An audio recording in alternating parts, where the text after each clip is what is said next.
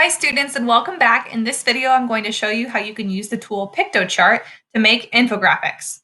Remember, infographics are ways to communicate information in a visual way and can be a really persuasive way of sharing a lot of information very quickly.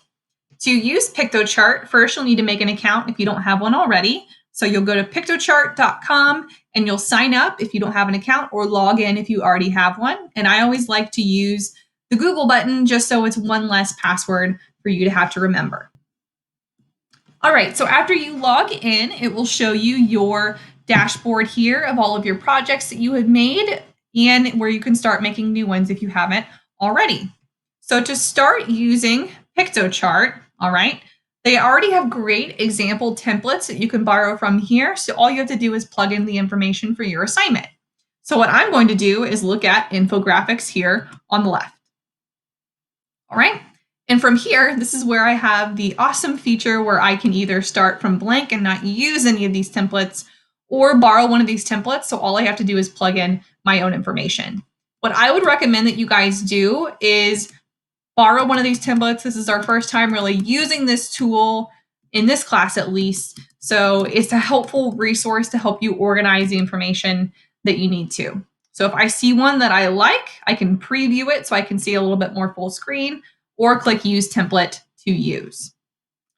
Okay, and what it's doing is it's making a copy of this infographic so that I now have the ability to edit it as I need to. So if you need to change anything on this, you would click the element and double click if I want to start typing. Right, and notice this text box is a little bit small. So if I needed to resize that, I can move it just as I needed to. If I want to delete anything on here as well, I could just click and delete, go along like that. I can add my name on here if I needed to, all of this good stuff, okay?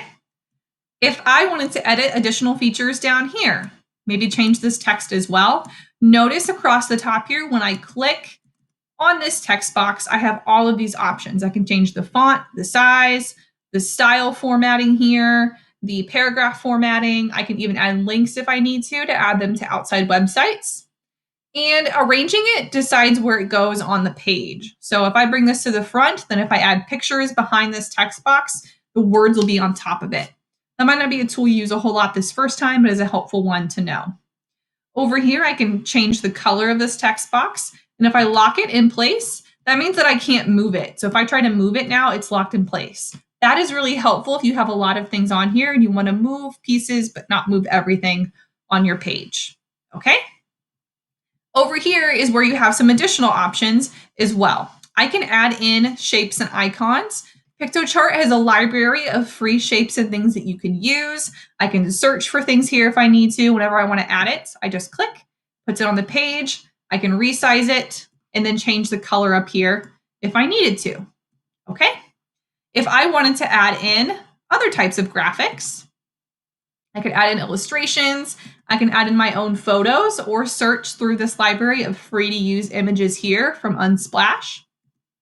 Other buttons to know. Design components are just some of these easily designed formatted pieces you can have. I can change the background of my document if I need to, add more text boxes. Tools here allow me to add in videos, charts, and maps. And then the tour just guides me through how to use this tool.